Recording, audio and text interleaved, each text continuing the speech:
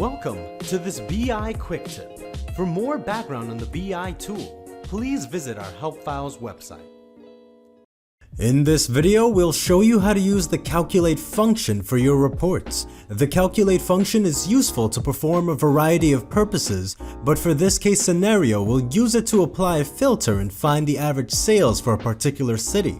This video is mainly for developers. Starting from Power BI Desktop, we'll click on Get Data, Excel, select our file, and then click on Open. Now, we'll select our Sheet 1 data here and click on Load to import it into Power BI.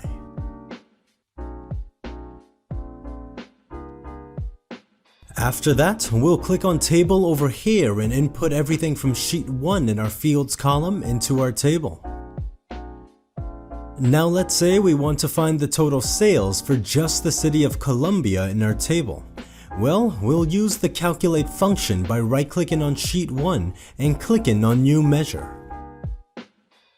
We'll call this Columbia total equals, and then we'll paste our calculate function here into our DAX equation.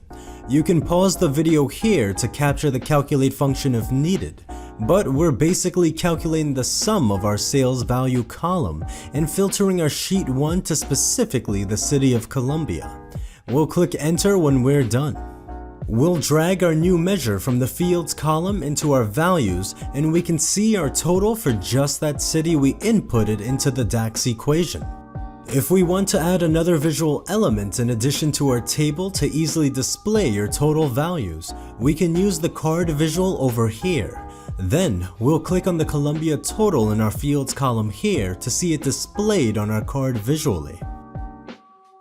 Thank you for watching this episode of the BI Quick Tips series.